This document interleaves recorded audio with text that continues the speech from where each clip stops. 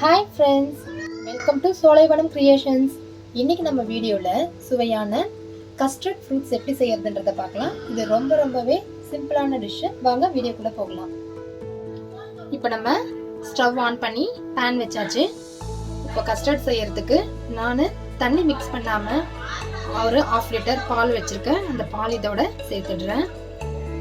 திக்கான 1/2 லிட்டர் பால் சேர்த்துக்கிறேன். இதில் இப்போது ஒரு பேக்கெட் 1/2 லிட்டர் பால் இதோட சேர்த்துட்டோம். இந்த பால் நல்லா கஸ்டர்டுக்கு இதோட கஸ்டர்ட் பவுடர் நான் 2 டேபிள் ஸ்பூன் ஆட் பண்ணுறேன். இப்போது 2 ஸ்பூன் கஸ்டர்ட் பவுடர் ஆட் பண்ணியிருக்கேன். அதோட நம்ம என்ன பண்ண போகிறோம்னா, இந்த பால்லே கொஞ்சம் சேர்த்துட்டு பாலோட இந்த பவுடரை நம்ம அப்படியே ஆட் பண்ணிட போகிறோம். நம்ம கஸ்டர்ட் பவுடரை அப்படியே பாலோட சேர்த்தோம்னா திரியாகிடும், கட்டி போயிடும். அதனால பால் கொஞ்சம் எடுத்து நம்ம இப்படி மிக்ஸ் பண்ணிவிட்டு இப்போ இதை பாலோட நம்ம சேர்த்துக்கலாம். சேர்த்துட்டு நல்லா கலந்துக்கலாம். இப்போ நல்லா நமக்கு திக் கன்சிஸ்டன்சி வரணும். நம்ம அப்படியே கஸ்டர்ட் பவுடரை மிக்ஸ் பண்ணா அது அப்படியே ஒரு மாதிரி திரியா வந்துடும். இப்போ இதுக்கு தேவையான அளவு சுகர் நம்ம ஆட் பண்ண போறோம். பால் நல்லா திக்காயிட்டே வருது கஸ்டர்ட் பவுடர் மிக்ஸ் பண்ணதும். இதோட நான் ஒரு 1/4 கப் அளவுக்கு சுகர் எடுத்துக்க போறேன். நமக்கு இனிப்புக்கு தேவையான அளவுக்கு சுகர் சேர்த்துக்கலாம்.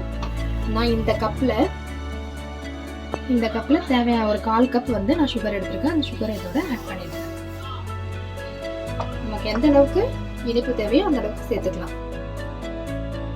இது நல்லா திக்காக சைடெல்லாம் நமக்கு ஒட்டிட்டே இருக்கும். இதெல்லாம் அப்படியே எடுத்து விட்டுடலாம்.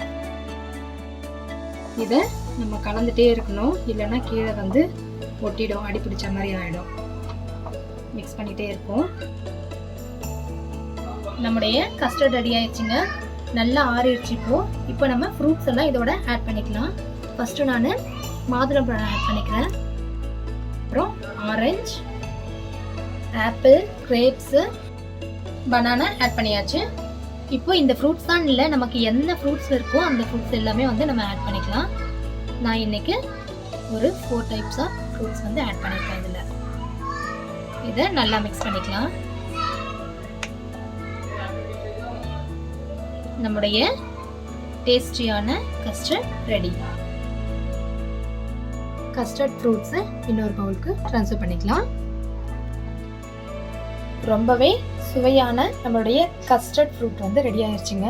இது செய்யறது ரொம்ப ஈஸி. இப்போ நம்ம இதை ஒரு 1 hour ஃப்ரிட்ஜில் வச்சுட்டு நம்ம அதுக்கப்புறம் சாப்பிட்டோம்னா கூலிங்காகவும் சாப்பிட்றதுக்கு ரொம்ப டேஸ்டாகவும் இருக்கும். ஓகே ஃப்ரெண்ட்ஸ், நான் செஞ்ச இந்த டிஷ் உங்களுக்கு பிடிச்சிருந்தா லைக் பண்ணுங்க, ஷேர் பண்ணுங்க, கமெண்ட் பண்ணுங்க, மறக்காம சப்ஸ்கிரைப் பண்ணுங்க.